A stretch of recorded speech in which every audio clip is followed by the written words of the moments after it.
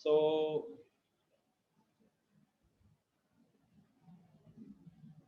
right, so this was our lecture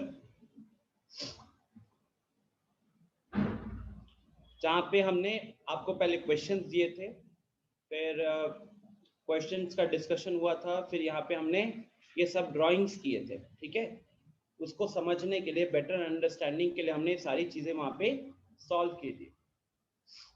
उसके बाद फिर हमने लॉज ऑफ अलजेब्रा और सेट्स देखे थे। इन सारे लॉज को डायग्राम पे एक्सप्लेन करके बताया था। हाँ उज्जवल सर क्वेश्चन 2 एक बार देख लीजिए ना, शायद बचा रह गया। कौन सा वाला? अच्छा ये वाला ना। हाँ यस सर। अभी हम इसकी बात कर सकते हैं। n of a minus B is equal to n of a union b. अच्छा n of a union b दिया हुआ है और n ऑफ a इंटरसेक्शन भी दिया हुआ है, ठीक है।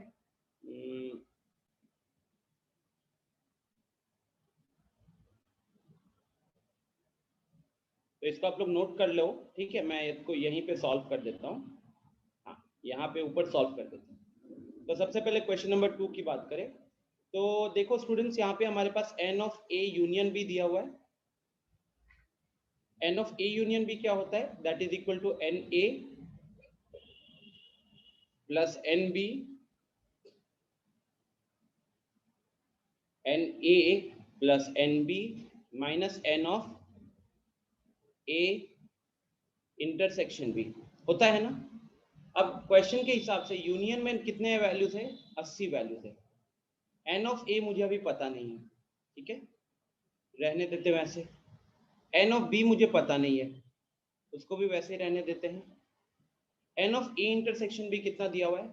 n of a intersection b दिया हुआ है 35।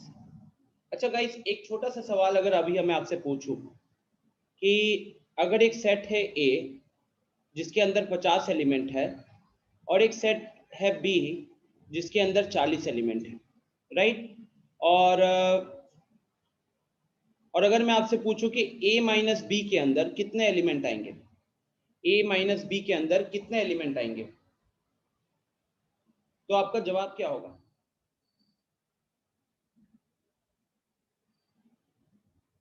सोच के बताइए।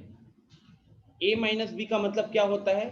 A माइनस बी का मतलब होता है कि वो एलिमेंट्स जो A के हुए और B में नहीं हो उनको हम लिखते हैं A माइनस बी में, है ना। वो एलिमेंट्स जो A को बिलोंग करते हैं और B को बिलोंग नहीं करते हैं वो लिखते हैं हम A माइनस बी के अंदर। तो एक बार सोच कर बताओ क्या आंसर 10 हो सकता है? आयुष, उज्जवल, हर्ष, शिवम, क्या आंसर 10 हो सकता है? नहीं होगा 10। क्यों नहीं होगा 10? क्योंकि आपको अभी मैंने कुछ इंफॉर्मेशन नहीं दिया है कि अंदर के एलिमेंट्स कैसे हैं। आप सोचो कि मैंने ए में जो 50 एलिमेंट रखा था वो 1 से लेके 50 के नंबर्स रखे थे और बी में जो रखा है मैंने वो 51 से 90 रखा है। तो ए के अंदर एलिमेंट है 1 2 3 4 करके कहाँ तक? 50 तक। और बी में एलिमेंट कहाँ से कहाँ तक है? तो 51 से लेके 90 तक है। तो मेरा पॉइंट है कि अगर वहां पे कुछ कॉमन नहीं दिखा, वहां पे कुछ कॉमन नहीं दिखा तो उस केस में एक मिनट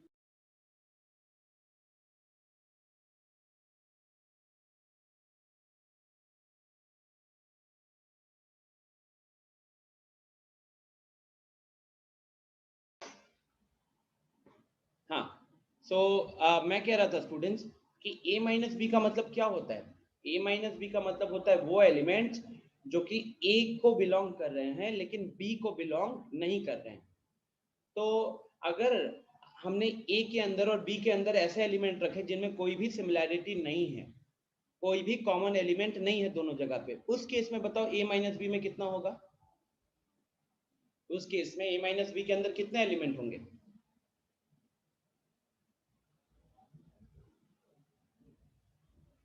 रॉबिन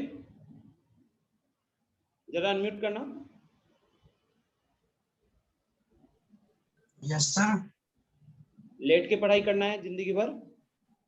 नो सर।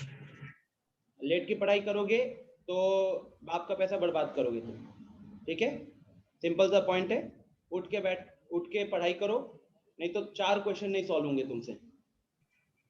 ये तो दूर की बात है, अभी आगे जो क्वेश्चन कराऊंगा जेई के, वो तो देख के हवा नहीं लगने वाले। तो अगर अपने फादर की कदर करते हो तो बैठ के पढ़ाई करो, वरना तुम लीव कर जाओ सेशन, ठीक है? लीव कर जाओ, फिर कोई दिक्कत नहीं है।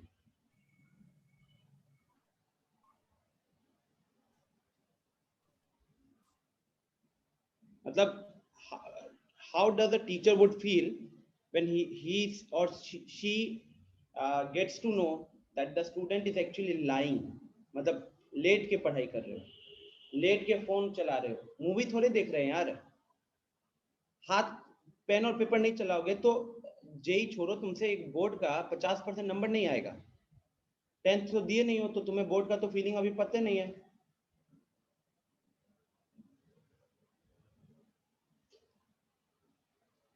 Okay, so most of you are giving wrong answers. कुछ लोगों ने सही दिया, कुछ लोगों ने गलत दिया। I am repeating again. देखो यहाँ पे ए के अंदर अगर एलिमेंट देता हूं ए बी सी डी ई, ठीक है? ए के अंदर मैंने ये एलिमेंट दिए हैं और बी के अंदर मैंने एलिमेंट दिए हैं ए बी सी। उस केस में आप ए माइनस बी में क्या बोलोगे?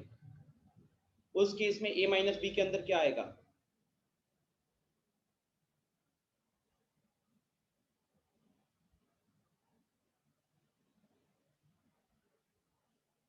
राइट, तो उस केस में ए माइनस बी के अंदर आएगा डी कॉमा ई, ठीक है?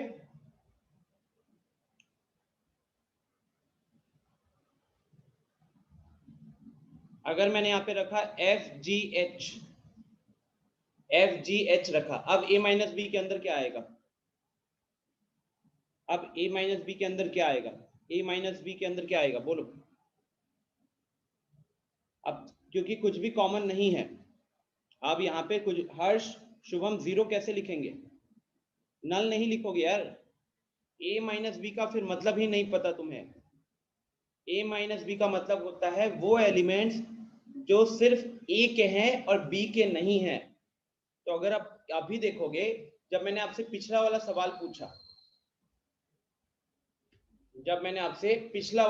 पूछा, तो आपने इसका आंसर डी और ई कैसे दिया? आपने देखा कि ए के अंदर ए बी सी डी ई है और बी के अंदर ए बी सी है, तो ए के कौन से एलिमेंट थे जो बी में प्रेजेंट नहीं थे? वो थे डी और ई, इसलिए आपने ए माइनस बी का वैल्यू डी और ई लिखा था ना। तो अब अगर मैंने आपको यहाँ पे एफ जी एच दिया है, अब अगर हमने यहाँ पे एफ जी एच दिया है आपको, तो यहाँ क्लियरली जब आप इस केस में अब सोचो तो दोबारा एक बार मेरे को आंसर चाहिए। शुभम, हर्ष, आयुष, आप लोग गलत आंसर दे रहे थे, दोबारा अब इसका आंसर दो। ए माइनस बी, देखो ए के कौन से एलिमेंट है जो बी में प्रेजेंट नहीं है? ए के कौन से एलिमेंट हैं जो बी में प्रेजेंट नहीं है? तो आई थिंक अब सबको क्लियर हो रहा है, सबके सब आ जाएंगे, क्योंकि इस बार ए और बी के बीच में कुछ कॉमन नहीं है। इस बार ए और बी के बीच में कुछ कॉमन नहीं है। आ रही है बात समझ में ना? हाँ हर्ष। सर हमने पढ़ा था लाइक दिस जॉइंट सेट में कि if A intersection B null है then A and B are disjoint set. हाँ और आपने एक एग्जांपल भी दिया था लाइक ए में आ रहा है 1 2 3 और बी में आ रहा है 4 5 6, then A minus B null set होगा। मीन्स आपने फाइल वहां पे साइन लिखवाया था। एक minute, sets lecture 1। Complement of set के नीचे था ये। नो सही, ये वाला नहीं था।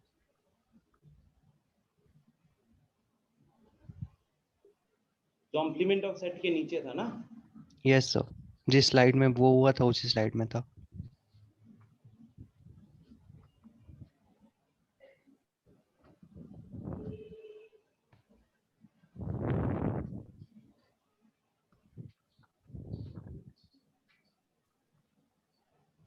हाँ ठीक है, ये रहा।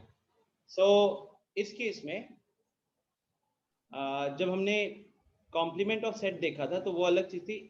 तो यार यहाँ पे तो डिसजॉइंट सेट मतलब इंटरसेक्शन है ना? We are finding A minus B, आप ओके सर, डिफरेंस और यस सर, वो इंटरसेक्शन, मेरा थोड़ा डिफरेंट हो गया था, लाइक गलत नोट कर लिया था मैं, हाँ सॉरी। ठीक है, इट्स ओके।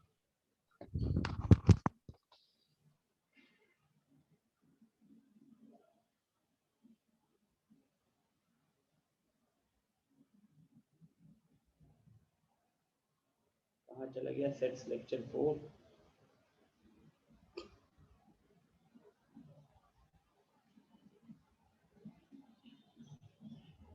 ओके, तो यहाँ पे ये आ रहा, ठीक है। आई थिंक यहाँ तक कोई दिक्कत नहीं किसी को। अब अगर मैं इसका वैल्यू लिखना चाहूँ, ठीक है, अगर मैं इसका वैल्यू लिखना चाहूँ तो क्या मैं ये कह सकता हूँ कि a minus B is equal to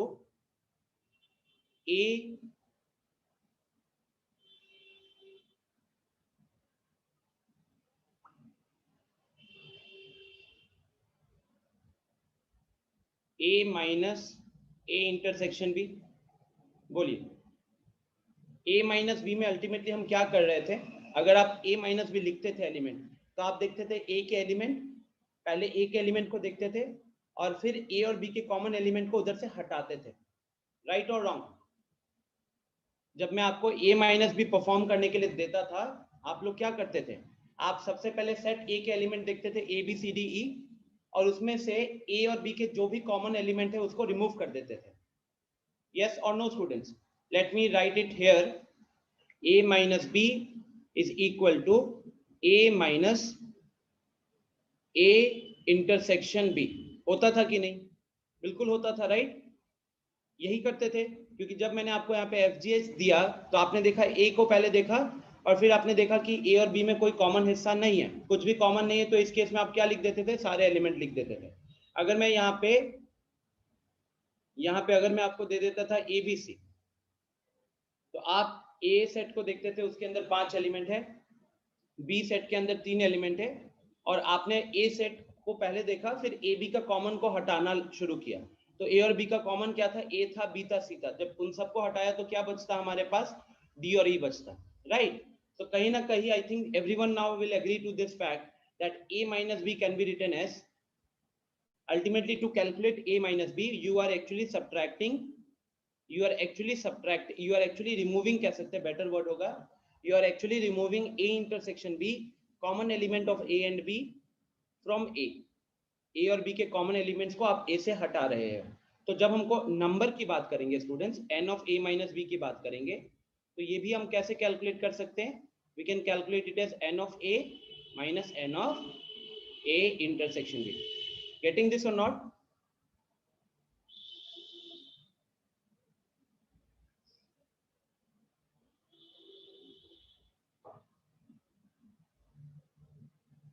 सबको समझ में आ रहा है? कोई दिक्कत हो रही है तो प्लीज बताइए।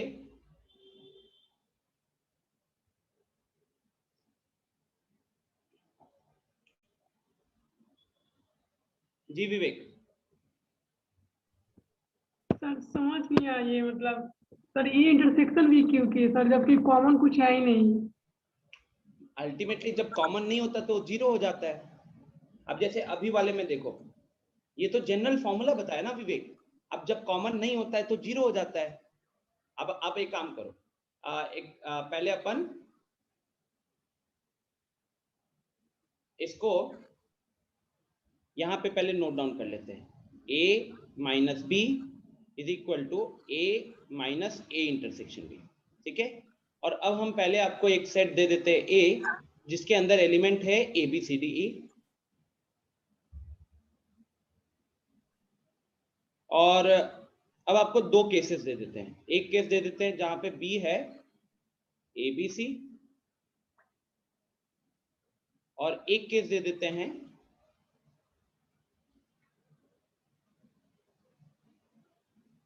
जहां पे आपके पास B है FGH। तो सबसे पहला सवाल विवेक मेरे को ये बताओ कि जो केस 1 है, जो रेड कलर वाला केस है, उसमें अगर हम A माइनस बी परफॉर्म करते तो कितने एलिमेंट आएंगे? सर E माइनस बी, तो सर E में, हाँ ये इधर वाला करेंगे तो सर DE बचेगा। DE बचेगा, राइट? तो Yes, इधर sir. वाले में हमारे पास ए माइनस बी किए तो हमारे पास बचा डी और ई। कितने एलिमेंट है इसमें फिर? 2 एलिमेंट। और अगर अपन यहां कैलकुलेट करें, यहां पे बताइए ए माइनस बी में कितना आएगा? कुछ कॉमन ही नहीं मिल रहा है। कुछ भी कॉमन नहीं मिल रहा है, तो उस केस में क्या आ जाएगा? पूरे एलिमेंट आ जाएंगे, yes sir. A B C D E. तो फाइनली इसके अंदर कितने एलिमेंट हैं? 5। Yes sir. ठीक है, अब एक बार उस फॉर्मूले को देखो, क्या वो फॉर्मूला यहाँ पे अप्लाई हो रहा है? अगर हम यहाँ पे n लगा देते हैं, चेक करो तो केस 1 और केस 2 दोनों में फॉर्मूला एप्लीकेबल है कि नहीं है? यस सर, हो रहा है। दोनों में हो रहा है, ठीक। तो फॉर्मूले में कोई दिक्कत नहीं है। अब बेसिकली जब कॉमन नहीं होगा विवेक, तो 0 हो गया। जैसे अगर हम केस 1 के अकॉर्डिंग बात करें, एक बार मैं यहाँ पे केस 1 को थोड़ा सा सॉल्व कर देता हूँ। तो केस 1 में Na तो मेरा 5 है, और ये ग्रीन वाले केस में कुछ भी कॉमन नहीं था। कुछ भी कॉमन नहीं था, तो n of a intersection b कितना हो जाएगा? 0 हो जाएगा। तो 5 माइनस 0 कितना हो गया? 5 हो गया। जबकि इस रेड वाले केस में अगर उस फॉर्मूले के हिसाब से देखें, तो पहले तो n ऑफ a का वैल्यू 5 है, और n of a intersection b में कितने कॉमन एलिमेंट है?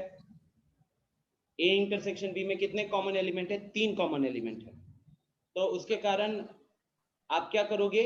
3 माइनस करोगे, तो 5 माइनस 3 कितना हो गया? 2 हो गया। तो यहाँ पे भी 2 दिख रहा था। आ रही है बात समझ में विवेक फिर? Yes sir. ठीक है, चलो। तो जब अपन को वो आइडिया क्लियर हो गया, तो देखिए एक इक्वेशन, बाकी लोग क्वेश्चन नंबर 2 पे आते हैं। ये एक इक्वेशन हमारे पास आया Na और Nb का।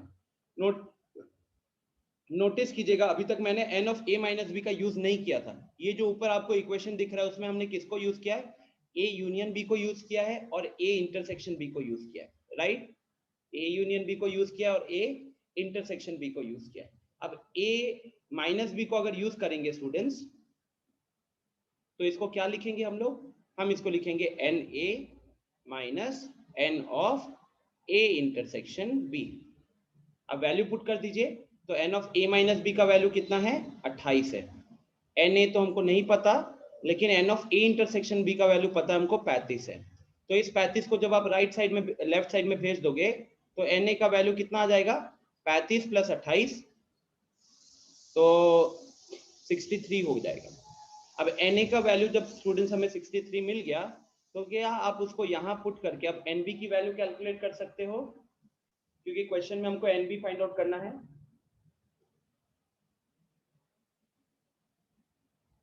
बताइएगा, प्लीज हैव अ लुक।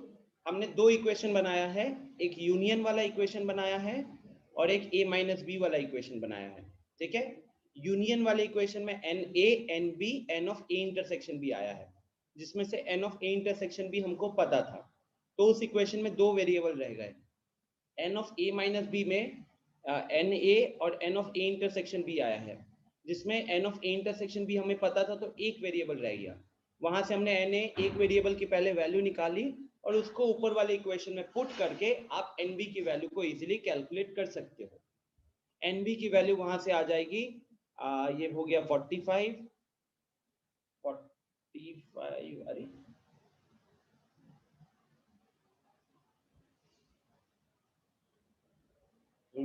तो 63 माइनस 35 हो गया आपका 28।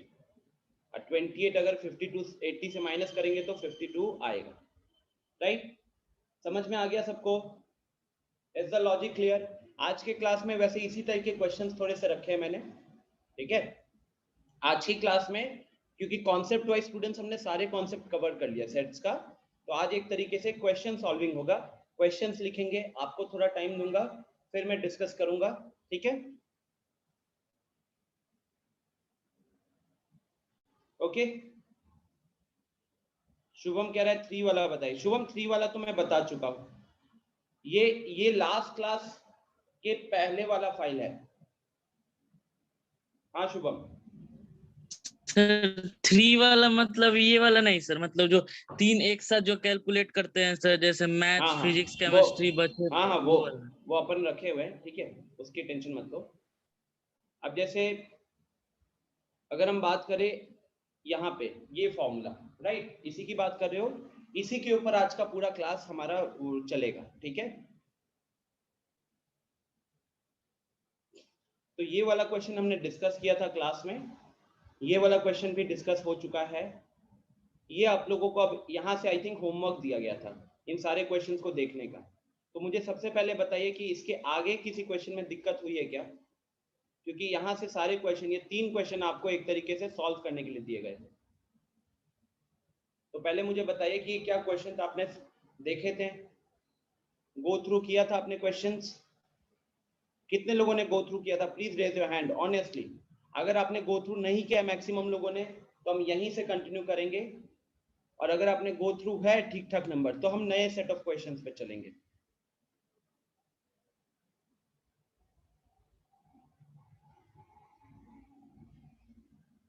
प्लीज हैंड रेज कीजिएगा कितने लोगों ने इन क्वेश्चंस को गो थ्रू किया है।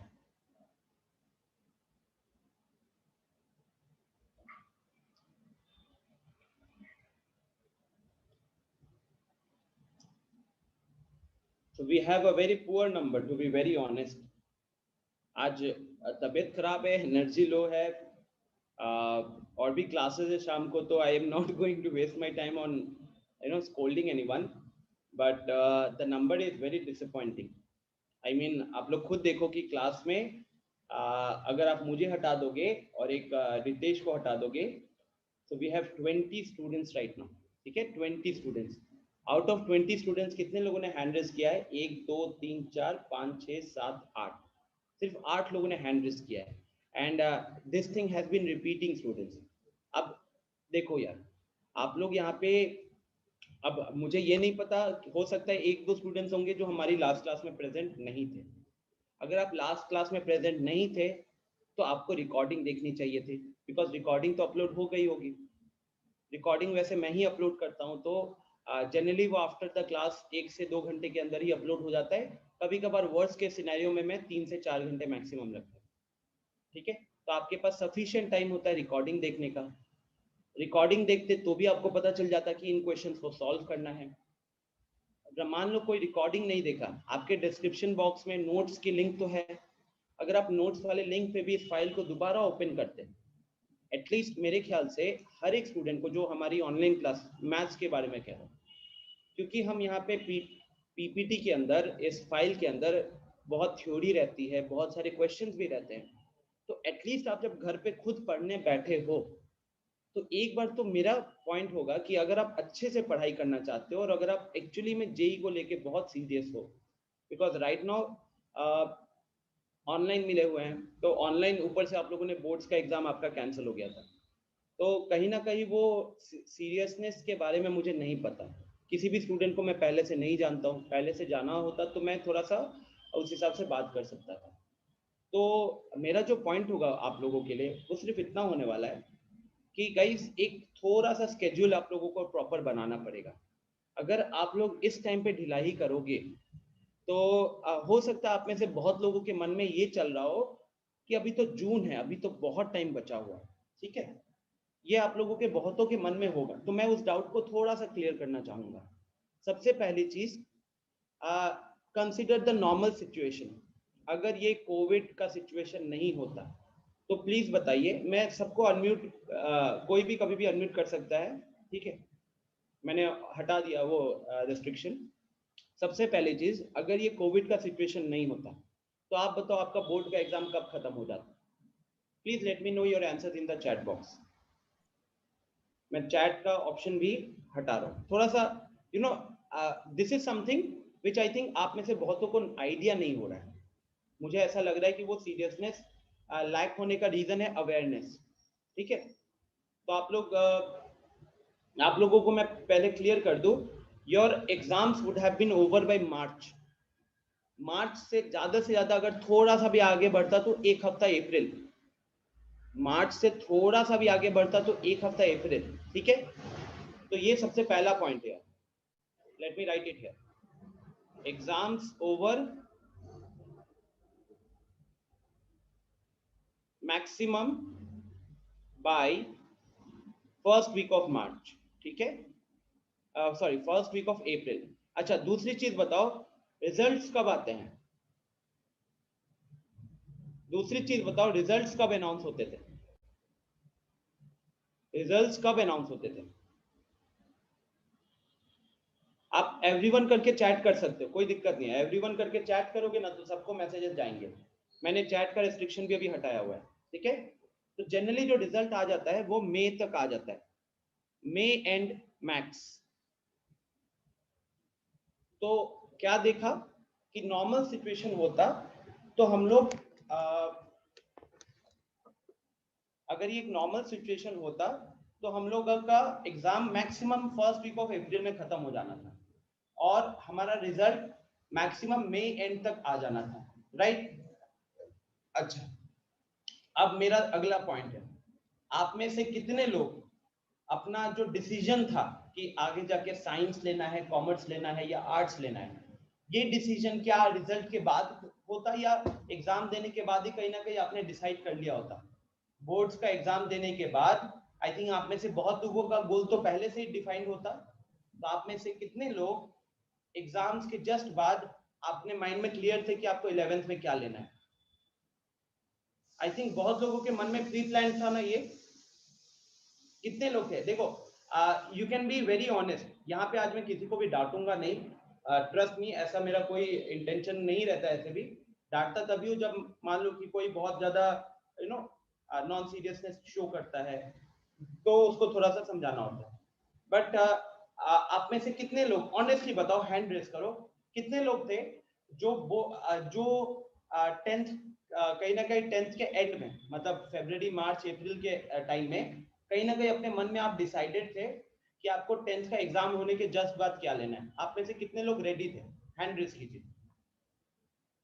आप लोग में से नहीं होता है फरवरी मार्च अप्रैल, जैसे जैसे बोर्ड एग्जाम पास आता है कहीं ना कहीं हम एज अ स्टूडेंट आपको भी ये मन में रहता है कि 10th का एग्जाम होगा उसके बाद मैं ये लेने वाला हूँ। कितने लोगों, ऑनेस्टली 9 लोगों ने अभी हैंड रेस किया है। 1 2 3 4 5 6 7 8 9 10 लोगों ने हैंड रेस किया, ठीक है। 10 लोग हैं यहाँ, तो मतलब 50% जनता, ठीक है, 50% जनता। अब बाकी 50% जो है वो बोर्ड्स देने के बाद डिसाइड करते हैं, राइट। अच्छा, अब दूसरी चीज, और लोगों ने भी हैंड रेस किया, कुछ लोगों का चैट में मैसेजेस आ रहे हैं, ओके। तो कहीं ना कहीं ये जो नंबर दिख रहे हैं लगभग 60 से 70% लोग अपने माइंड में क्लियर थे। मान के चलते कि 40% लोग को नहीं पता था। लेकिन जब बोर्ड का एग्जाम खत्म होता और आप लोग, मैं अब बात कर रहा हूं उन 40% लोगों का जो डिसाइडेड नहीं थे। यहाँ पे 60% लोग थे जो ऑलरेडी डिसाइडेड थे कि 10th के बाद उनको साइंस लेना है, ठीक है। तो जितने लोगों ने हैंड रेस किया है, पहले मैं आप लोगों के लिए एक पॉइंट रखता हूँ, मतलब जितने लोग चैट में भी रिप्लाई किए हो कि आप लोगों को पहले से प्लान था कि आपको साइंस लेना है। तो कई जनरली ना मार्च में बोर्ड का एग्जाम खत्म होता है, अप्रैल मिड अप्रैल से ही बैच शुरू हो जाता है। पता है आपको, जो पहला बैच शुरू होता है किसी भी कोचिंग में वो जनरली अप्रैल मिड अप्रैल। अब जैसे ये छोटा सा शहर है, अगर आप बड़े शहर में जाते हो, मान लो कि आप पटना चले गए, कोटा चले गए, ठीक है। मैं जैसे गुवाहाटी में था, गुवाहाटी में मैंने अपनी स्कूलिंग वूलिंग की हुई है, तो गुवाहाटी में था। वहां पे अप्रैल के फर्स्ट वीक से नहीं, आई थिंक 20 अप्रैल के आसपास से वो शुरू हो गया था, बैचेस शुरू हो गए थे। ये था पहला बैच, राइट। सो वहां पे सबको फिर ये लगने लग जाता है कि अगर हम साइंस ले रहे हैं, जनरली स्टूडेंट्स जब कोई साइंस ले रहा होता है तो स्टार्टिंग में शायद ही कोई होता है जो सिंपल साइंस के बारे में सोचता है, जैसे बीएससी। जनरली जब कोई साइंस लेता है तो अपने मन में सोचता है कि पहले आईआईटी या मेडिकल की तैयारी करेंगे, अगर वो क्लियर नहीं होता है तो हम कुछ और करेंगे। कुछ लोग एनडीए के लिए भी होते हैं, है ना, एनडीए में भी मतलब टेक्निकल फील्ड में जाना चाहते हैं तो साइंस जरूरी होता है, वो लोग भी होते हैं। तो कहीं ना कहीं जब कोई साइंस ले रहा होता है तो उसके मन में एनडीए, इंजीनियरिंग या मेडिकल चलता है। उसका पॉइंट ये रहता है कि अगर मेरे से इनमें से कोई भी चीज क्लियर नहीं हुई तब जाकर मैं क्या करूंगा, तब जाकर मैं शायद बेसिक बीएससी वगैरह करूंगा। ठीक है, तो आप अगर नॉर्मल सिचुएशन होता तो आपका बैच अप्रैल से शुरू हो जाना था। 10-15 दिन के अंदर ऑफलाइन माहौल आपको दिखता कि कुछ कुछ बच्चे बहुत सीरियसली पढ़ने लग गए हैं, आपको वहां पे एफर्ट्स दिखता, और मई से मिड मई तक अच्छे खासे बच्चे सीरियसली पढ़ना शुरू कर देते हैं। मई मतलब मान के चलो कि क्लास आए 20-25 दिन बाद कहीं ना कहीं वो रेगुलर पढ़ाई शुरू हो जाती है। ठीक है, रेगुलर पढ़ाई 20 से 25 दिन पे शुरू हो जाती है बिंदास। इवन मैं अगर इधर की बात बोलूं, अपने मतलब कि यहाँ लास्ट ईयर की बात करूं, जिन स्टूडेंट्स को मैं अभी 12th में पढ़ा रहा हूँ, जैसे आज सुबह जो मैंने 8 से 9:30 क्लास लिया डिफरेंशिएशन का, तो उन बच्चों का पहला जो क्लास हुआ था पिछले साल वो हुआ था 26 मतलब वो मैं कह रहा हूँ यहाँ पे हमारा जो सेंट्रली जो क्लास चला था, सेंट्रली क्लासेस तो अप्रैल से शुरू हो गई थी, बट हमने अपने स्टूडेंट्स के लिए हमने शुरू कर दिया था लगभग मई 20-25 तारीख के आसपास। कब? मई 20 से 25 तारीख के आसपास, राइट? वो था प्रॉपर प्लान्ड ये, और वो ऑलरेडी डिले हो चुका था क्योंकि उनका बोर्ड का एग्जाम तो मार्च में खत्म हो गया था, रिजल्ट आया है कोविड के बीच में ही, और उसमें परसेंटेज और ऑलरेडी मतलब उन लोगों का प्लान क्लियर था। तो प्लीज ट्राई टू अंडरस्टैंड कि even last year when the Covid situation was intense, अभी के मुकाबले तो ज्यादा इंटेंस था, स्टिल आप लोगों से पहले से वो लोग तैयारी शुरू कर चुके थे। ठीक है, और नॉर्मल सिचुएशन होता, कोविड वाला बिंदा वो होता ही नहीं, तो अप्रैल के एंड या मिड में से लोग पूरा सीरियस हो जाते हैं। ठीक है, लोग पूरा सीरियस हो जाते हैं। अब यहाँ पे आप लोगों में से बहुत लोग अभी वो रूटीन कोड नहीं बिल्डअप कर पाए हो, तो अब आपको यहाँ पे समझना चाहिए कि यू आर नॉट अहेड। बहुतों के मन में ये डाउट हो सकता है कि मैं तो बहुत आगे चल रहा हूँ, ये मेरे घर के पास इसको साइंस लेना है, इसने अभी तक क्लास नहीं किया है, उसको पता किया हो तो वहां तो बैच ही नहीं शुरू हुआ, वगैरह वगैरह बहुत कुछ होंगे। बट द पॉइंट इज कि आप लोग आगे नहीं हो, आप लोग एक नॉर्मल सिचुएशन के मुकाबले यू आर लैकिंग, बिकॉज एक सीरियस स्टूडेंट की जो प्रिपरेशन होती है वो अप्रैल से शुरू हो जाती थी। ठीक है, एक सीरियस स्टूडेंट का जो प्रिपरेशन है वो अप्रैल से शुरू हो जाता था, और अभी कौन सा महीना चल रहा है? जून का 25 तारीख है आज, 5 दिन में जून खत्म होने वाला है। तो कितने लोगों को लग रहा है कि हम आगे हैं? प्लीज उस चीज को दिमाग से निकाल दीजिए। ठीक है, अब आते हैं बाकी 40% के ऊपर, जो लोग एग्जाम के रिजल्ट्स के बाद डिसाइड करते हैं। एग्जाम का जैसे रिजल्ट अनाउंस होता है ना, उसके अगले 10 दिन के अंदर स्कूल कॉलेजेस अपना एडमिशन प्रॉपरली फुल फ्लो में शुरू कर देते हैं, और जून के एंड से कॉलेजेस शुरू हो जाते हैं, मतलब 1 महीने बाद से तो कॉलेजेस स्टार्ट होना शुरू हो जाता था। समझ रहे हो? मई में रिजल्ट आया, 1 महीने बाद से वो शुरू हो जाता था। कोई भी मतलब चाहे मैं डीयू के कॉलेजेस की बात करूं या इंजीनियरिंग कॉलेजेस की बात करूं, तो अगर आप रिजल्ट के बाद डिसीजन ले रहे थे तो इस पॉइंट पे आपका क्लासेस शुरू हो चुका होता। समझ रहे हो? डिसीजन आपको पहले ले लेना था, तो अभी भी आपको सीरियस हो जाना जरूरी था, क्योंकि अब आप कौन से बैच में रहते? अब आप उस बैच में रहते जो जुलाई में शुरू होता, और जब आप जुलाई के बैच में पढ़ रहे होते, साइंस ही पढ़ रहे होते, आपको दिखता कि यार एक बैच है जो अप्रैल से शुरू हो गया है, वो भी आईआईटी या मेडिकल की तैयारी कर रहा है, और वो मेरे से 2 महीना आगे है। तो उस टेंशन में, टेंशन कह लो या प्रेशर कह लो, उन दोनों केसेस में आप यहाँ पे क्या करते? आप यहाँ पे कहीं ना कहीं आपको वहां पे मोटिवेशन आता, टेंशन भी आता लेकिन मोटिवेशन भी आता कि आपको वहां पे अच्छा करना जरूरी है, बिकॉज देयर आर, उसी कोचिंग में आपको एक सेट ऑफ स्टूडेंट मिलते हैं जो 2 महीने पहले से तैयारी कर रहे हैं। तो देयर आर 2 सिचुएशंस, अगर आपने पहले डिसीजन लिया है तो ये बिल्कुल भी मत सोचिए कि आप ऑलरेडी अहेड हो। नॉर्मल सिचुएशंस के मुकाबले still you are 1 month behind. और जो लोग अभी भी थोड़ा सा कंफ्यूज हो रहे हैं, जो लोगों ने अभी भी थोड़े से डाइसी सिचुएशन में है, अगर आप एक पिन पॉइंट डिसीजन पे अभी नहीं पहुंच पाते हो तो it's going to be problematic for you, because आपका डिसीजन आप लेट ले रहे हो। आपके लिए वो कॉम्पिटिटिव एग्जाम तो डिले नहीं होने वाला ना। आप सबको इतना पता होना चाहिए कि अगर आप जेई को टारगेट कर रहे हो तो 2023 का जनवरी के मंथ में आपका जेई का एग्जाम होने वाला है, 2023 जनवरी। ठीक है, कितने महीने हुए अभी देखो तो इस साल के 6 महीने, अगले साल के 18 महीने, 12 महीने, टोटल 18 महीने हो गए। उन 18 महीनों में आपको कितने चैप्टर्स करने हैं? मैं डरा नहीं रहा हूं, मैं रियलिटी बता रहा हूं। तो तकरीबन 75 से 80 चैप्टर्स करने हैं। ये मैं बात कर रहा हूं, मान लो आप साइंस, मैथ्स और केमिस्ट्री को मिला के, ठीक है, तो 75 से 80, चलो इजी करने के लिए 18 इंटू 4 होता है 72, 18 इंटू 4 होता है 72, मतलब हर महीने अभी से अगर आप 4 चैप्टर खत्म करते हो तब जाकर आप अगले साल के दिसंबर तक सिलेबस खत्म कर पाओगे। Now try to imagine the situation, अभी तो स्टार्टिंग है, तो लॉगरिथम याद होगा, इनइक्वालिटी याद होगा।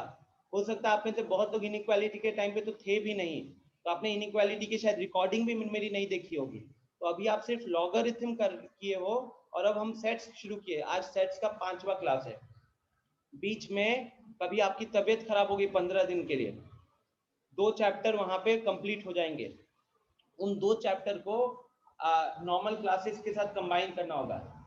This is the kind of preparation that you have to do for the next 18 months if you are aspiring to get into a good engineering college. Medical वाले जो लोग प्लान कर रहे हैं, अप्रैल 2023 में आपका एग्जाम होने वाला है। ये मत सोचना कि आपको अच्छा वैसे यहाँ कोई मेडिकल वाला है नहीं तो उसमें बात करके कोई फायदा नहीं है, राइट। तो जेई वाले पॉइंट से ही बात करते हैं। तो आपके पास सिर्फ 18 महीने हैं एंड कोई भी स्टूडेंट इवन दिसंबर के मंथ में नया चैप्टर नहीं पढ़ता है, दिसंबर में तो सिर्फ रिवीजन करते रहेगा।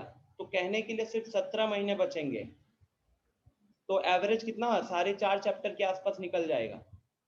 थोड़ा सा रियलिटी के साथ अगर आप रिलेट करते हो खुद को, then you will realise that you are not ahead. अच्छा चलो, ये तो वो लोग हो गए जो आईआईटी और मेडिकल की तैयारी, आईआईटी मेडिकल की तैयारी कहां से शुरू की है? 10th के बाद। अब इमेजिन करो वो लोग जो मतलब जिनके घर वालों के पास पैसे वैसे हैं, या जहां पे बच्चा बहुत ज्यादा बचपन से ही साइंस को लेके फैसिनेटेड है, दिल्ली, राजस्थान, चेन्नई। इमेजिन करो वो स्टूडेंट्स, क्या वो 11 से शुरू करते हैं? क्या वो 11 से शुरू करते हैं? बताओ, बताइए स्टूडेंट्स। आई थिंक सबको पता है ना, ये बड़े बड़े जो कोचिंग्स है, एलन, फिटजी, आकाश, ठीक है, इनके यहाँ पे आईआईटी के कितने कितने बैचेस होते हैं? 4-4 साल वाले बैचेस होते हैं। लोग 9th में एडमिशन लेते हैं 4 ईयर बैच वाले में, 9th में एडमिशन लेते हैं 4 ईयर बैच वाले में, मतलब वो 9th से कहीं ना कहीं तैयारी शुरू करते हैं। Getting the idea? तो do you really think you are ahead?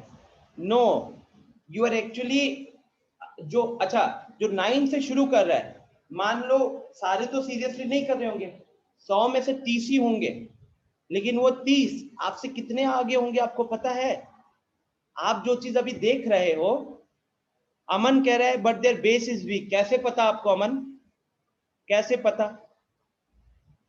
आपका बेस उनके मुकाबले स्ट्रांग है, ये आपको कैसे पता? ये जजमेंट करना गलत है। आप अगर रिजल्ट्स को देखते हो, अगर आप रिजल्ट को देखते हो, जब वो रैंक 1 रैंक 2 ये सब आता है ना, जब पेपर में बड़ा सा उस बच्चे का फोटो लगता है, बड़ा कोचिंग जो एडवर्टाइजमेंट में उस टाइम पे 5-6 लाख रुपए खर्च करता है, उस बंदे के फोटो के नीचे नाम रहता है बड़े वर्ड में, और उसके ब्रैकेट में लिखा रहता है वो कौन से बैच का है। तो आपको दिखेगा 4 साल वाले बैच में था, 6 साल वाले बैच में था, कुछ 7 से शुरू हो जाता है, तो 7 to 10 4 साल, और फिर 11-12, तो 4 साल के बैचेस, 6 साल के बैचेस, ठीक है। अमन कह रहा है because they are giving less time to them. Aman, ये सोचना गलत है। मेरा पॉइंट है कि इफ स्टूडेंट, अगर कोई बच्चा वो इस टाइम टेबल को एडजस्ट कर लिया 9th में, तो दिक्कत क्या है? आप लोगों को एक छोटी सी चीज बताता हूं, आप लोग अमेज हो जाओगे।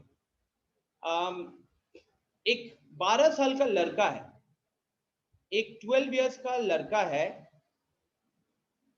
काम करता है, कंप्यूटर मतलब आईटी फील्ड में काम करता है, उसका सैलरी कितना होगा? थोड़ा सा आइडिया लगाओ। एक 12 साल का लड़का है, अपना इंडिया का लड़का है, फॉरेन में काम करता है, उसकी सैलरी कितनी होगी?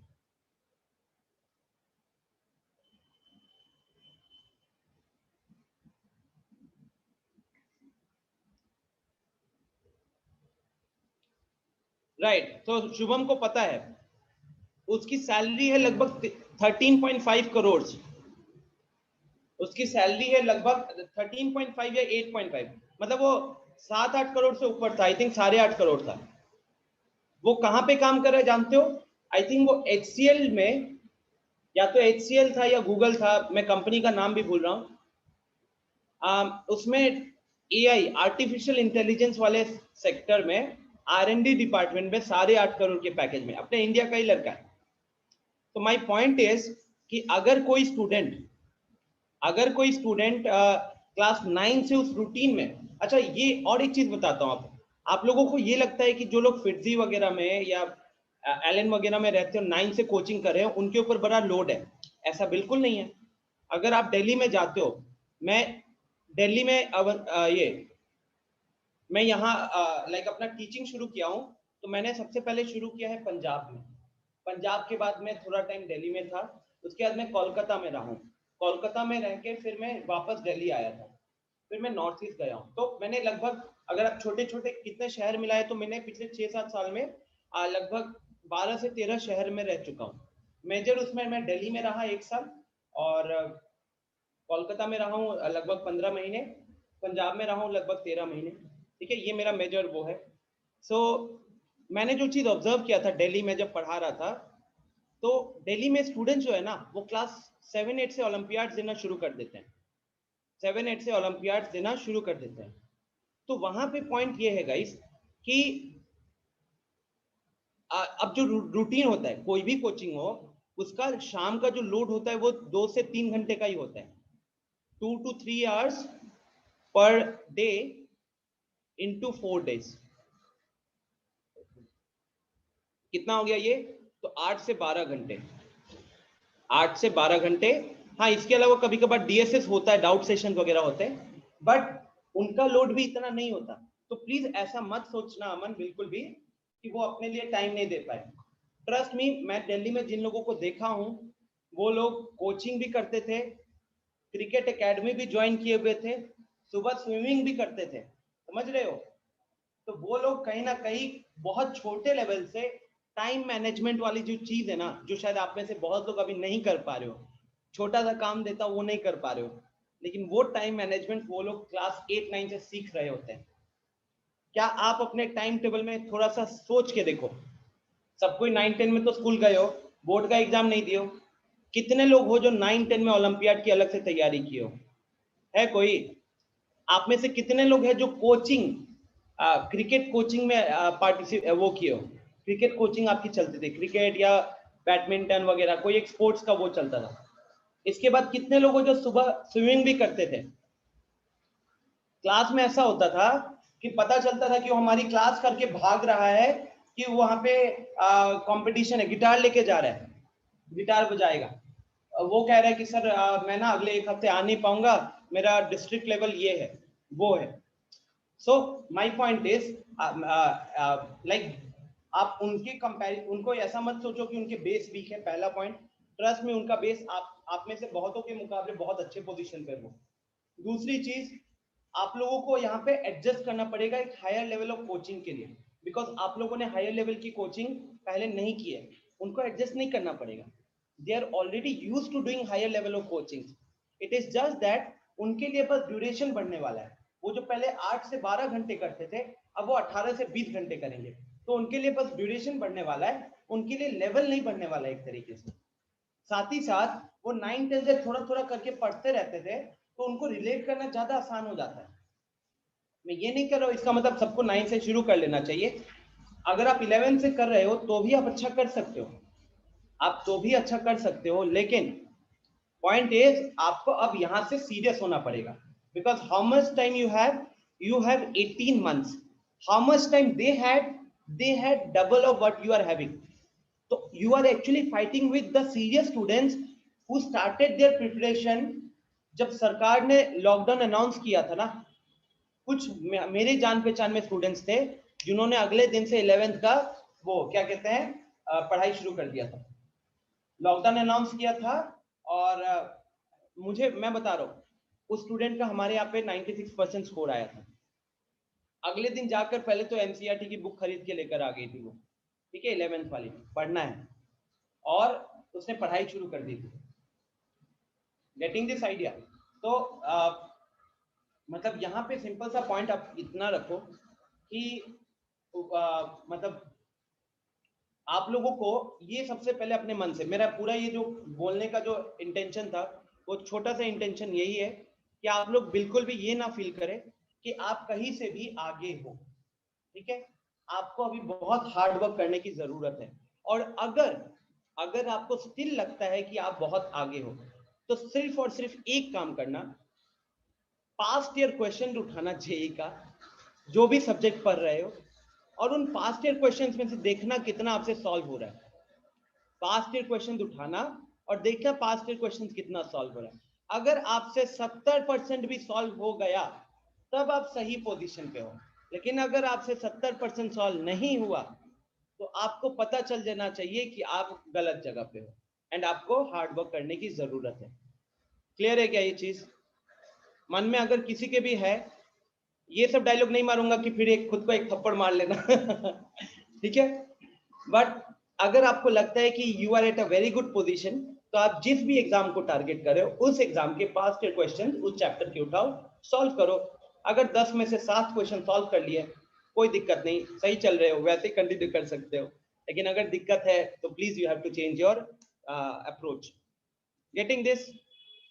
तो मैं यही एक्सपेक्ट करूंगा कि आगे वाली क्लासेस से थोड़ा सा आप लोग ये जो नंबर है, जो लोग हैंड रेस कर रहे हैं अभी, मतलब 20 में से 8 लोगों ने हैंड रेस किया था, मैं यही एक्सपेक्ट करूंगा कि ये नंबर शायद कल को 15 हो जाए, 20 में से 15 हो जाए कम से कम, राइट?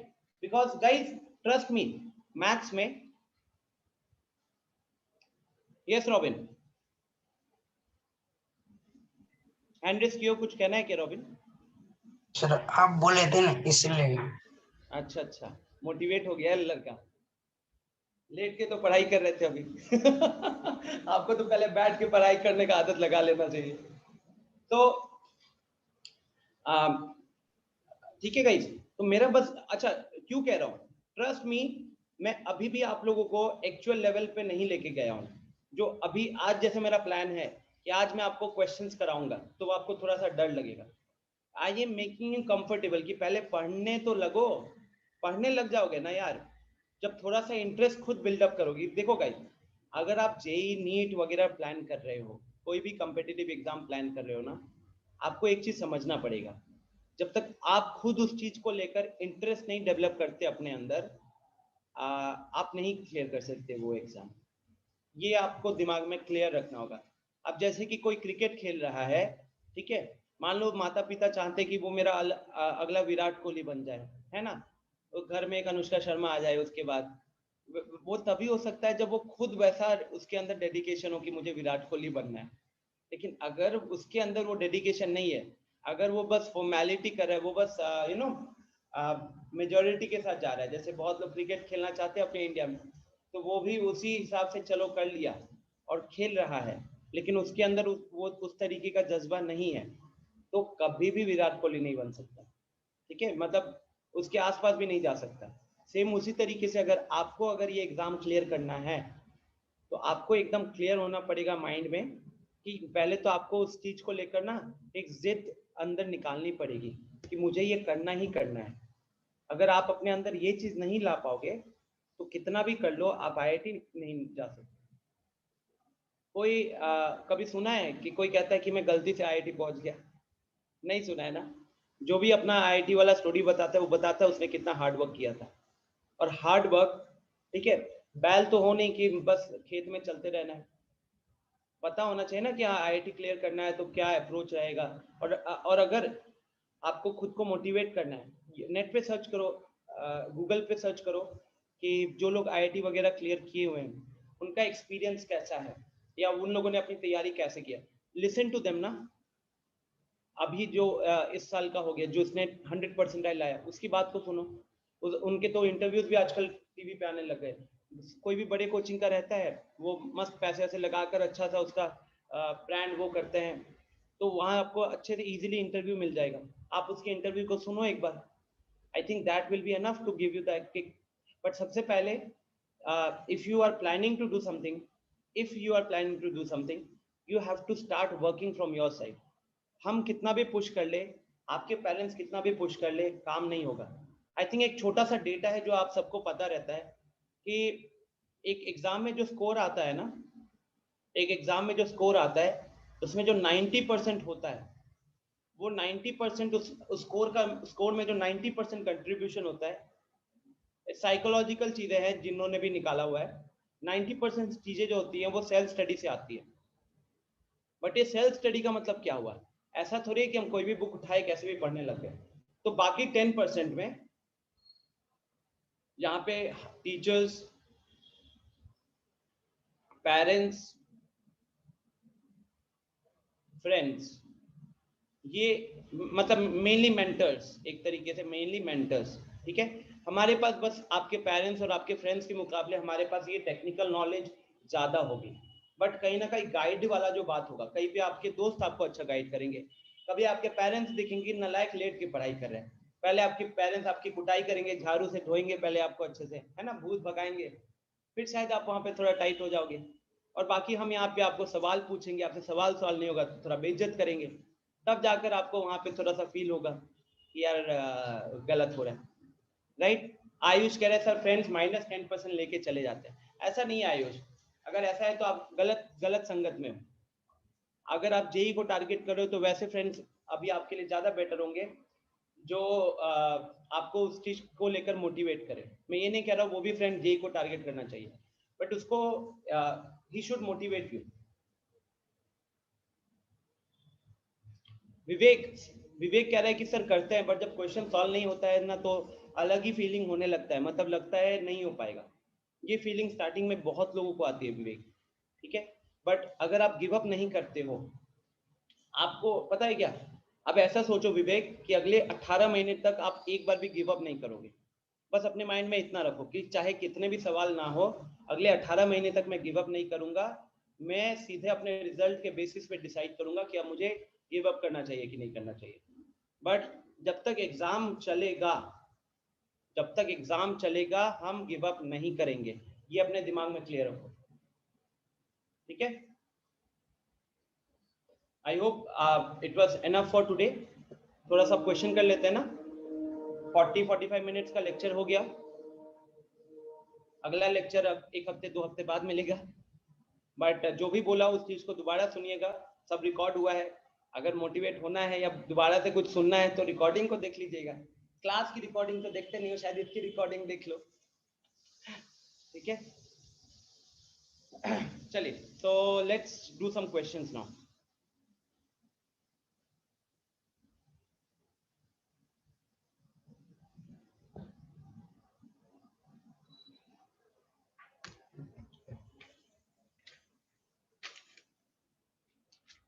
कोई सवाल होगा, देखो आपके मन में जो भी डाउट्स है ना, मेरा पॉइंट इतना ही है कि please make yourself very clear in your mind that you want to do JEE and you want to get a good score. आप देखो, एक होता है जो करना है, मैं एग्जाम की तैयारी करना चाहता हूँ, मैं एग्जाम को क्लियर करना चाहता हूँ, दोनों में जमीन आसमान का अंतर है। आप जिस मोहल्ले में रहते हो सकता है उस मोहल्ले में 10 में से सिर्फ 2 लोग जेई की तैयारी कर रहे हैं, तो वहां बोलने में बड़ा कूल लगता है ना, बड़ा अच्छा लगता है कि अरे मैं जेई की तैयारी कर रहा हूँ। बट बेटा जब तुम जेई क्लियर नहीं कर पाओगे ना, तो वही 8 लोग फिर तुम्हारी बेइज्जती भी करेंगे। बड़ा जेई का तैयारी कर रहा था, क्या हुआ, कौन सा कॉलेज मिला, कितना स्कोर आया, कट ऑफ क्लियर हुआ कि नहीं, ये सुनने को मिलेगा, ठीक है। तो अगर आप वो सारी चीजें नहीं चाहते हो तो आइडिया क्लियर रखो अपने माइंड में, और you will do good. But yes, अभी से सीरियस हो जाओ। शिवम पूछा है कि सर जो 12th के बाद प्रिपरेशन करते हैं वो अच्छा है या 11-12 के साथ प्रिपरेशन करते हैं वो अच्छा है। इसका सवाल का जवाब आई थिंक मुझे देने की जरूरत नहीं है, अगर हमें यहाँ पे एक छोटी सी चीज लिख देता हूँ, 11th जेई की अगर बात करें, और एक बात करता हूँ बोर्ड्स का, ठीक है। थोड़ा सा मैं आपको ऑनेस्टली बता रहा हूँ, बोर्ड्स में क्लास 12 मैथ्स में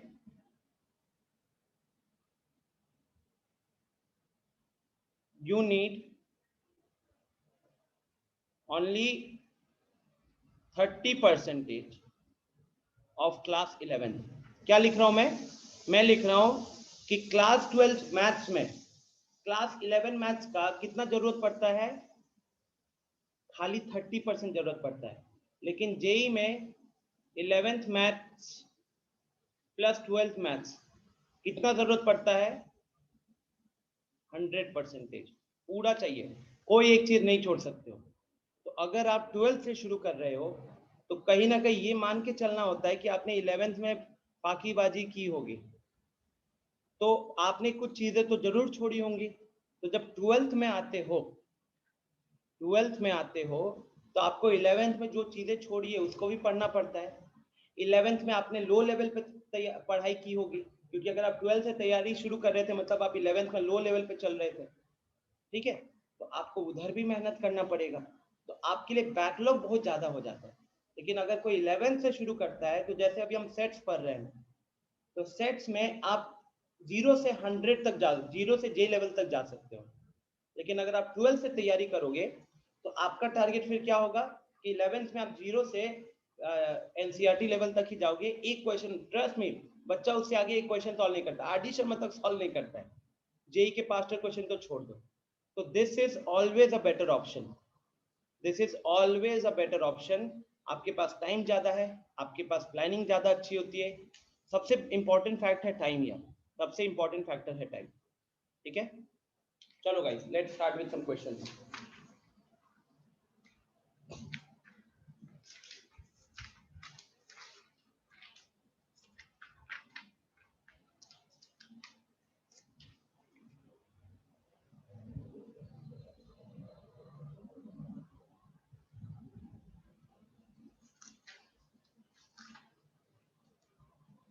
तो पहले कुछ आसान क्वेश्चन से शुरू करते हैं, ठीक है। पहले कुछ आसान क्वेश्चन से शुरू करते हैं। क्वेश्चन स्लाइड में नहीं है, तबीयत खराब थी तो मैं कोई स्लाइड भी नहीं बना पाया हूं। तो क्वेश्चन लिखूंगा, then you will start solving it, okay. चलो, तो अगर, जी हर्ष बताइए। सर लाइक क्वेश्चंस में कभी कभी ईदर नाइदर ये सब आते हैं, तो उस टाइप से आप एक दो बता दीजिए, लाइक उसमें क्या किया जाता है। ठीक है। तो पहले एक दो क्वेश्चन कर लेते हैं, फिर उसके बाद उसका एक क्वेश्चन उठा लेंगे, ठीक है। आप जैसे आप मेनली कह रहे हो, मेरे ख्याल से तीन वाला जो 3 सेट जो होता है, तो वहां पे आइदर वहां ज्यादातर आता है ना, ठीक है। कोई नहीं, अभी मैं उस पे आ जाऊंगा। तो सबसे पहले एक आसान क्वेश्चन से शुरू करते हैं। एनयू है 700, एनयू मतलब यूनिवर्सल सेट के अंदर के एलिमेंट। एन ए है 200, एन बी है 300, उसके बाद n of A intersection B है 100, ठीक है। आपसे सवाल होगा, find n of A intersection A complement intersection B complement, A complement intersection B complement, ये फाइंड आउट करना है।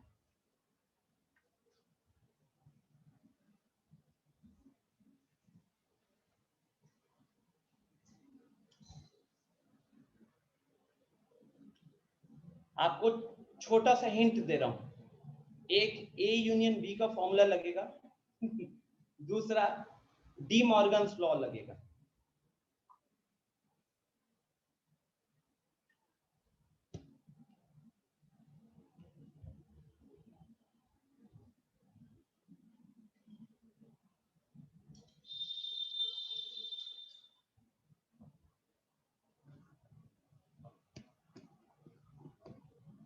मृगांक, अनम्यूट करके बताओ कैसे सॉल्व किए हो। सर वो वेन डायग्राम से कर दिया। वेन डायग्राम से बनाए हो, हाँ सर। चलो बहुत अच्छी बात है।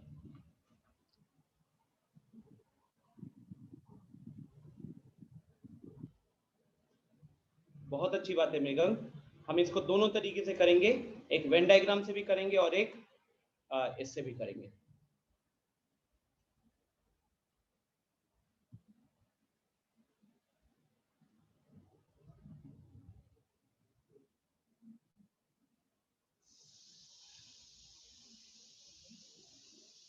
आयुष चेक करो, थोड़ी सी गलती हो रही है। देखिए गाइस, हम सबसे पहले वेन डायग्राम से शुरू करते हैं। वेन डायग्राम में आपको पता है कि जो रेक्टेंगल होता है वो मेरा यूनिवर्सल सेट हो जाता है, तो उसके अंदर 700 एलिमेंट है। अब आपको दिख रहा है कि एक सेट ए है, बी है और ए इंटरसेक्शन बी है। ए इंटरसेक्शन बी में 100 एलिमेंट है, तो ए और बी में कॉमन हिस्सा आएगा। तो मैं क्या करूंगा, एक सर्कल ये बनाया, एक सर्कल ये बनाया, ठीक है, और अब मैं इनके ऊपर एलिमेंट्स लिखूंगा। तो ये मेरा सेट ए हो गया, ये मेरा सेट बी हो गया। अब देखो गाइस, सेट ए और बी के कॉमन में कितना है, 100 है, तो पहले इधर बीच में 100 लिख लो। अच्छा, अब एन ए सेट में कितने एलिमेंट है, तो ए सेट के अंदर 200 एलिमेंट है। 200 एलिमेंट में से 100 एलिमेंट यहाँ पे आ गया, तो बाकी 100 कहाँ होगा, यहाँ होगा। अच्छा, बी सेट पे आ जाओ। बी सेट में टोटल 300 एलिमेंट है।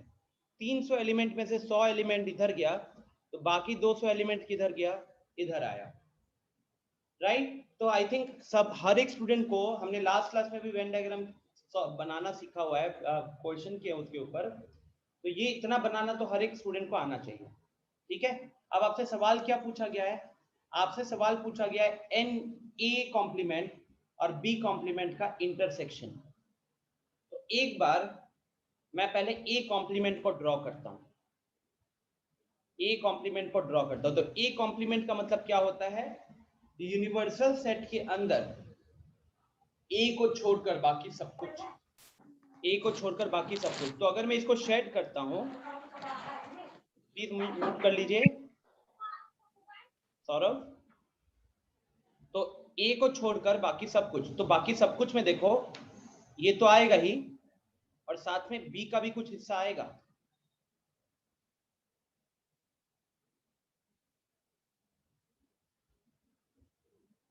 ठीक है,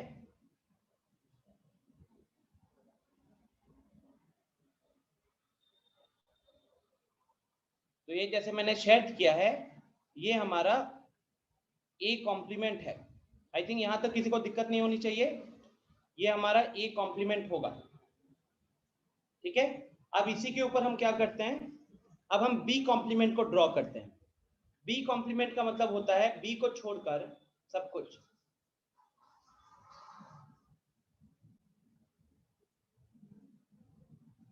ठीक है, बी को छोड़कर सब कुछ। तो देखो ये बी था, तो बी को छोड़कर सब कुछ,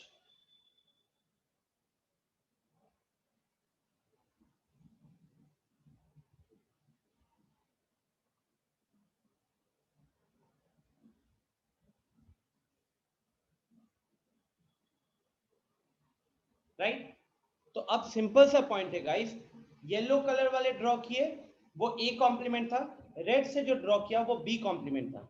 अब आपको ए कॉम्प्लीमेंट और बी कॉम्प्लीमेंट का इंटरसेक्शन मतलब कॉमन हिस्सा चाहिए, कॉमन हिस्सा चाहिए। तो कॉमन हिस्सा कौन सा आया है, ऐसा कौन सा एरिया था जहां पे येलो भी ड्रॉ हुआ है और रेड भी ड्रॉ हुआ है ऐसा कौन सा हिस्सा है जहां पे येलो भी ड्रॉ हुआ है और रेड भी ड्रॉ हुआ है, क्या बोलोगे।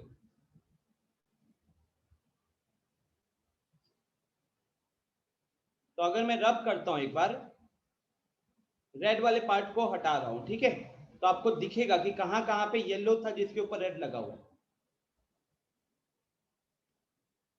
तो जहां जहां भी हट रहा है हर जगह पे येलो कलर किया हुआ था, लेकिन इधर ए का कुछ हिस्सा दिख रहा है ना, ए का कुछ हिस्सा दिख रहा है। तो कहने के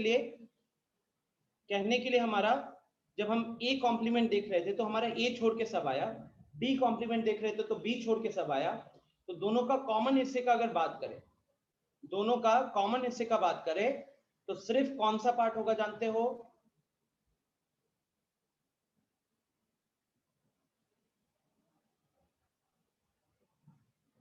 दोनों का कॉमन हिस्से में खाली ये वाला पार्ट आएगा, ए और बी को छोड़कर। आ रही है बात समझ में सबको? ए और बी को छोड़कर। ये डायग्राम से तो बहुत आसानी से खुद अगर सॉल्व करोगे, सोचोगे तो बहुत आसानी से पहुंच जाओगे आंसर की तरफ। ठीक है,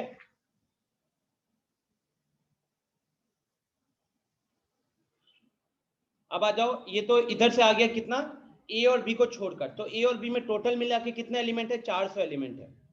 टोटल मिला के 400 एलिमेंट है। अब पूरा रेक्टेंगल में 700 एलिमेंट था, तो 700 में से 400 छोड़ दोगे तो कितना बचा? 300 एलिमेंट बचा। तो आंसर 300 होना चाहिए था। अब आते हैं एल्जेब्रिक मेथड। अब आते हैं एल्जेब्रिक मेथड के ऊपर।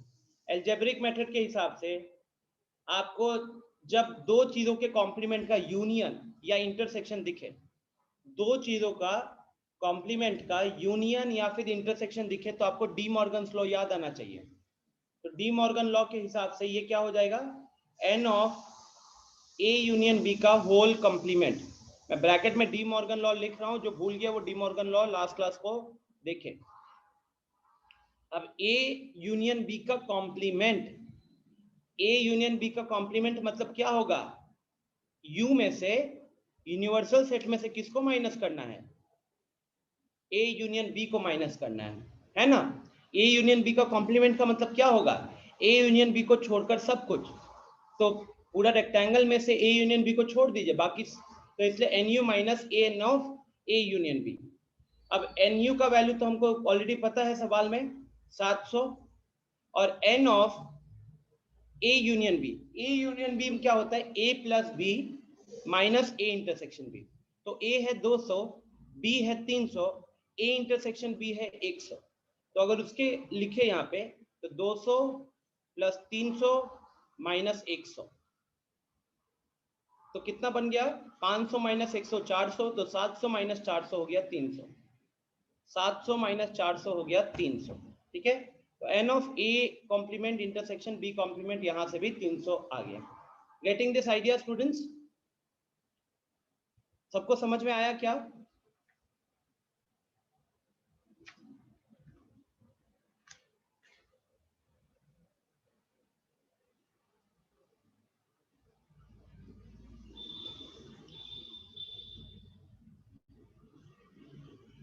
ठीक है, अगला क्वेश्चन पे चलते हैं फिर।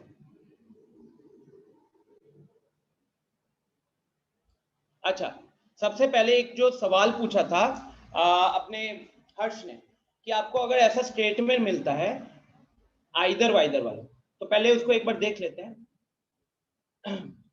तो आइदर ए और बी, ठीक है, आइदर ए और बी का मतलब क्या होता है? एटलीस्ट वन होता है। यहां पे आप देखोगे सेट्स के चैप्टर में एटलीस्ट वन, राइट? मतलब कि अगर आप कहते हो कि एलिमेंट या तो ए में होगा या बी में होगा, एलिमेंट हो या तो ए में होगा या बी में होगा, तो उधर हम बोलेंगे आइदर ए और बी। ये वाला लॉजिक वहां पे काम करेगा। अच्छा, दूसरी चीज,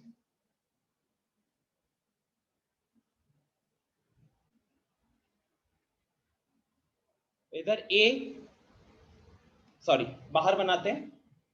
तो लॉजिकली अगर देखोगे तो हो सकता था एलिमेंट यहां पे हो सकता था एलिमेंट यहां पे हो, या हो सकता था एलिमेंट यहां पे हो, राइट? एलिमेंट इन तीन में से कोई एक जगह पे होगा। तो सबसे पहला स्टेटमेंट अपना रहेगा हर्ष यहाँ पे, कि जब आइदर ए और बी रहने वाला है तो उसका मतलब होता है एटलीस्ट वन, मतलब दोनों में से कम एक जगह पे रहेगा।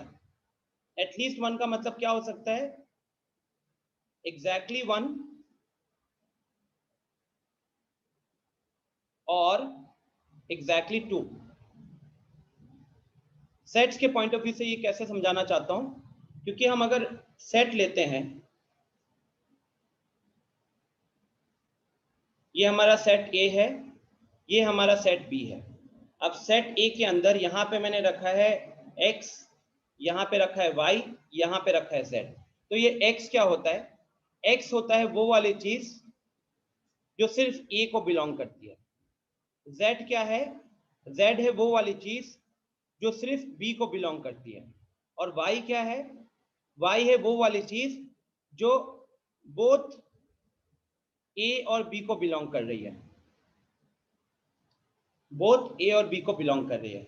तो जब आपको बोला जाएगा कि जो एलिमेंट है वो या तो ए में होगा या बी में होगा, तो अब आपका या तो एक्स में आ सकता है या वाई में आ सकता है या जेड में आ सकता है।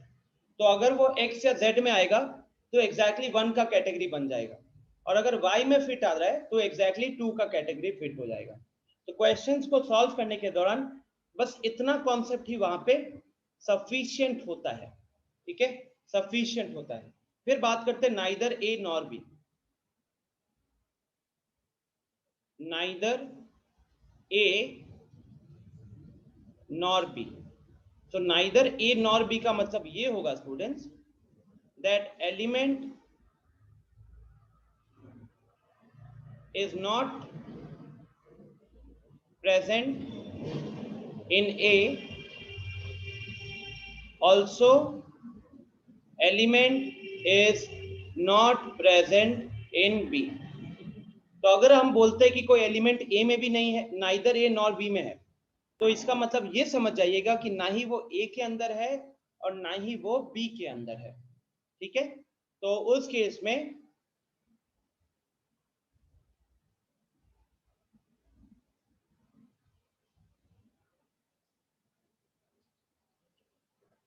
में अगर हम बात करें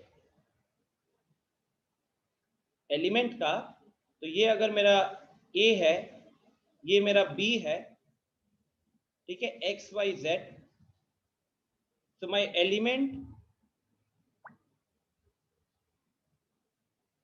elements will not be present in X Y Z. तो रेक्टेंगल के अंदर होगा लेकिन सर्कल के अंदर नहीं होगा। यस, तो यहां पे कॉम्प्लीमेंट आ जाता है। अब अगर हम ऊपर एक बार बात करें सेट्स का लैंग्वेज थोड़ा सा यूज करना चाहे, तो सेट्स के लैंग्वेज में आइदर जब आएगा तो आप यूज करोगे यूनियन, आइदर जब आएगा तो आप यूज करोगे यूनियन, और नाइदर ए नॉर बी जब होगा तो आप यूज करोगे ए यूनियन बी का कॉम्प्लीमेंट। तो आइदर में क्या था, आइदर में था ए यूनियन बी, नाइदर में क्या होगा, ए यूनियन बी का कॉम्प्लीमेंट हो जाएगा, ठीक है। लॉजिक समझ में आ रहा है आपको? Yes sir. ठीक है, बस ये इतना अंडरस्टैंडिंग से you can solve the question. So let's move on, एक क्वेश्चन और करते हैं क्लास खत्म करने से पहले।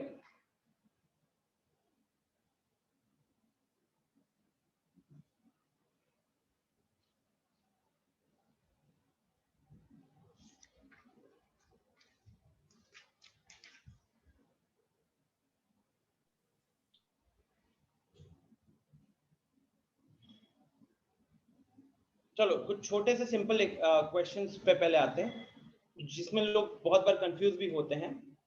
पहला क्वेश्चन कि अगर an कोई सेट है an करके, ठीक है, a और यहाँ पे कैपिटल n है, which is equal to ax such that x belongs to natural number, then 3n intersection 7n is equal to what? 3n intersection 7n is equal to what? आपके पास option है 21n, option B है आपके पास 10n, option C है 4n and option D है NOTA, none of the above. तो अब आप थोड़ा सा सोचो इस क्वेश्चन को। ए जो है एक छोटा सा लेटर है और एन आपका वो ये मतलब वो सेट का नाम है। अब सेट के अंदर एलिमेंट है स्मॉल ए इंटू एक्स के फॉर्म में, स्मॉल ए इंटू एक्स के फॉर्म में, जहां पे एक्स जो होगा वो नेचुरल नंबर को बिलोंग करेगा। तो अगर आप 3n इंटरसेक्शन 7n करते हो तो आपको एलिमेंट कैसे मिलने वाले हैं?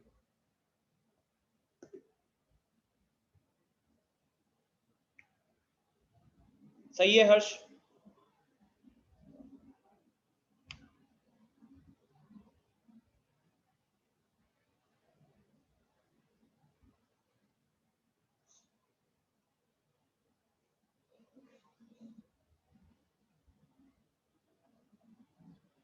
देखो अब कुछ लोगों का गलत आंसर, सनी करेक्ट है, गुलशन रॉन्ग, रॉबिन गलत, आयुष गलत, विवेक गलत है, हर्ष और सनी ने सही किया है इस क्वेश्चन को।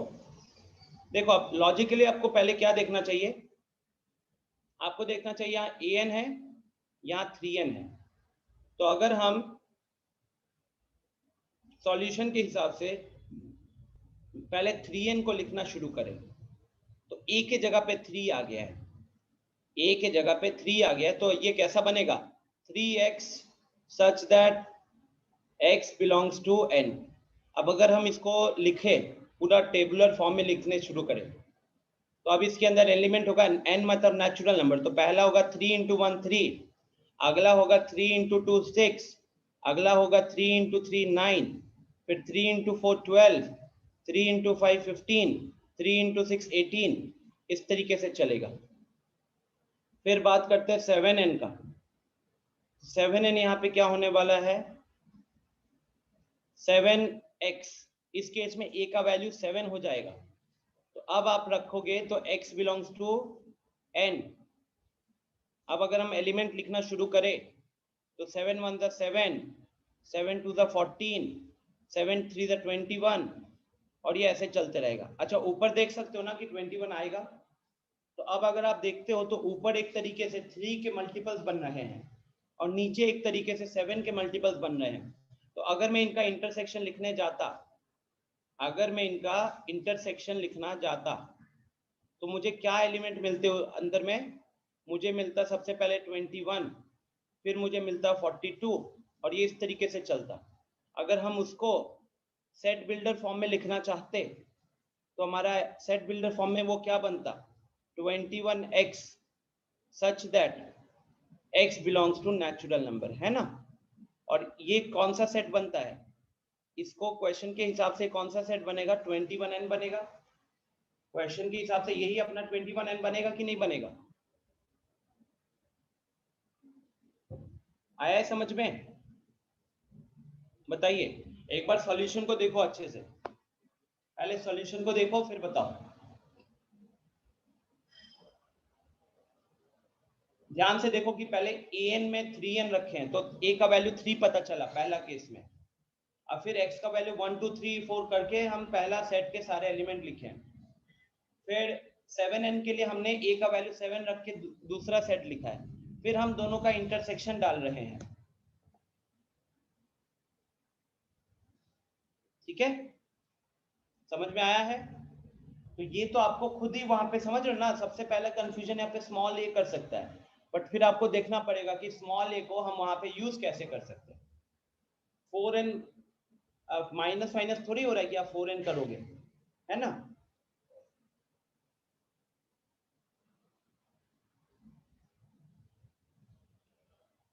ठीक है, तो इसी के साथ आज का क्लास को मैं एंड करूंगा। शाम तक आप लोगों के ग्रुप पे एक फाइल चली जाएगी, ऑलरेडी आपके स्टडी मटेरियल्स तो है, बट स्टिल मैं एक बार फाइल भेज के एग्जैक्टली पेज नंबर बता दूंगा। अभी थोड़ा सा रेस्ट लूंगा एंड डेफिनेटली आपको कितने क्वेश्चंस करने हैं, because guys concept is over, सारे कॉन्सेप्ट खत्म हो गए। अब आपको 50-60 क्वेश्चन सॉल्व करने होंगे और आपको फिर वो बिल्डअप करना होगा अपना एबिलिटी। जी विवेक बोलिए, बोलिए विवेक। सर आपसे हम रीजनिंग का कुछ बेसिक क्वेश्चन मांगे थे सर, क्योंकि सर मेरा उतना एक बार विवेक एक बार आप मेरे को ना ग्रुप पे मैसेज कर दो, पर्सनल मैसेज, मतलब कल तो तबीयत खराब थी, खोला नहीं तो 90+ हो गया वहां पे। ऐसा होता है कि इसलिए मैं सजेस्ट करता हूँ कि एक बार मैं ग्रुप को ओपन कर लेता हूँ, नंबर सेव नहीं होते स्टूडेंट्स के, तो कोई ऐसे मैसेज करता भी है तो मतलब when I am free, generally मैं संडेज को खोलता हूँ, संडेज को खाली हूँ तभी खोलता हूँ, वरना मैं और कोई टेक्स्ट देखने का टाइम नहीं मिलता है। लगभग 40 ग्रुप पे एक बार दोबारा मेरे को बस मैसेज कर दो, टैग कर दो उसके अंदर, सो दैट जब मैं ग्रुप खोलूंगा I will see the message and I will send you the questions. ठीक है, सर एक बार प्रीवियस स्लाइड पे जाइएगा, वो आइदर वाला उसको नोट करना था। Yes sir. मृगंक कह रहे हैं कि सर लीनियर इनइक्वालिटीज इन टू वेरिएबल के क्वेश्चंस कब सॉल्व करेंगे हम लोग? मृगंक वो जहां पे आएगा उधर हम सॉल्व कर लेंगे। लीनियर इनइक्वालिटीज इन टू वेरिएबल्स आपके लिए कोई बड़ा टास्क नहीं होगा। ऑल्सो अगर मैं बात करूं अभी जो हमारा टारगेट है, लाइक इसके बाद हम रिलेशंस डील करेंगे, उसके बाद हम लोग फंक्शंस करेंगे, ट्रिगोनोमेट्री करेंगे, तो यहाँ पे कहीं पे भी ना लीनियर इनइक्वालिटीज इन टू वेरिएबल की अभी जरूरत नहीं पड़ेगी। तो अगर वो नहीं पड़ रहा है जरूरत, तो हम उस पर भी अपना टाइम स्पेंड नहीं करेंगे, ठीक है? Sunny will look into it in the next class, या फिर एक बार आप ग्रुप पे एक रिमाइंडर डाल दो, I will send the solution, ठीक है? गाइस आप सबका टारगेट सिर्फ और सिर्फ इस वीकेंड में सेट्स को कंप्लीट करने का होना चाहिए, सिर्फ और सिर्फ सेट्स को कंप्लीट करने का, nothing else, to each and every one, right? आज की बात अगर आपको सीरियसली आपको उस पर एक्ट करना है, अगर आपको अपने एफर्ट्स दिखाने हैं, तो आपको किस पे दिखाना चाहिए? आपको दिखाना चाहिए by you know completing sets. कितने क्वेश्चन? हर एक स्टूडेंट को मिनिमम 50 क्वेश्चन करना होगा। थ्योरी कंप्लीट हो चुका है, थ्योरी कंप्लीट है। मेनली सेट्स के अंदर आती है प्रॉपर्टीज, वो जैसे नहीं होते डी मॉर्गन्स लॉ और बाकी सारे जो प्रॉपर्टीज थे। इसके अलावा आता है ये दो सेट और तीन सेट का यूनियन इंटरसेक्शन वाला, और इसके अलावा क्वेश्चंस प्रैक्टिस करना है। मृगंक ने लिखा हुआ है, मृगंक के क्वेश्चन मुझे वहां भेजो, आसान क्वेश्चन थे ये सर, ठीक है? अगर मैं आपको एक बार फॉर्मूले का आइडिया दे दूं, रुको एक बार मैं आपको फॉर्मूले का वो आइडिया दे देता हूं।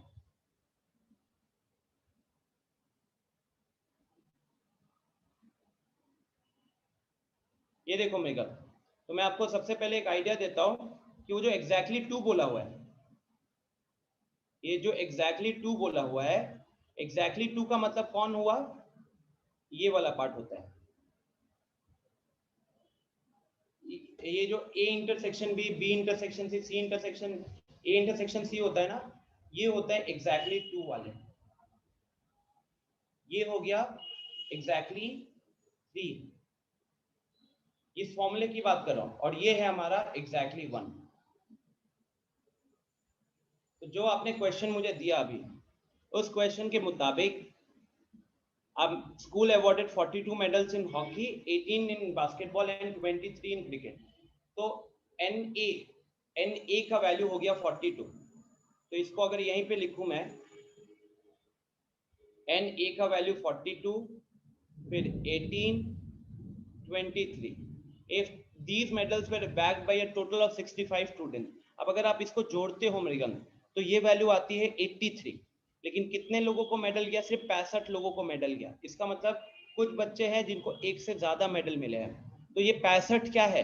ये 65 है टोटल नंबर ऑफ मेडल्स का यूनियन आएगा, सॉरी 65 क्या है? आपके स्टूडेंट्स है।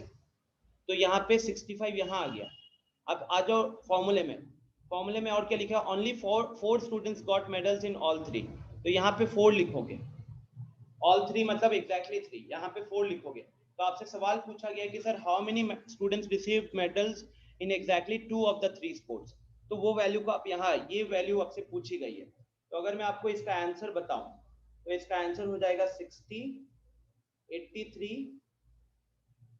87 माइनस 65, 22। इस क्वेश्चन का आंसर आपका 22 है। बस इस फॉर्मूला में ऐसे वैल्यूज पुट करो और देखो आपको आंसर मिल जाएगा। Getting this मृगंक?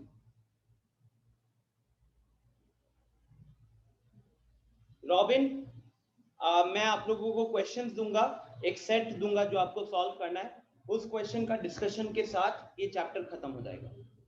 आपको 50, 60, 70 क्वेश्चंस का एक सेट मिलेगा जिसको आपको सॉल्व करना है। उसके डिस्कशन के बाद ये चैप्टर खत्म हो जाएगा। तो वो डिस्कशन हो सकता है एक ही दिन में हो जाए या मैक्सिमम 2 दिन, तो 1 या 2 सेशन का बात है। जी शुभम, आपने हैंड रेज किया था, बताइएगा। सर आप जो क्वेश्चन प्रोवाइड, मॉड्यूल आपके पास ऑलरेडी है वैसे, तो मैं मॉड्यूल तब भी वो मॉड्यूल का फाइल डाल दूंगा आपके ग्रुप पे, और एग्जैक्टली पेज नंबर बता दूंगा कि कहां से लेके कहां तक के क्वेश्चंस करने हैं, ठीक है? चलो फिर ending the session for today. Thank you everyone, मिलते हैं अगली क्लास में। Do complete the work this time.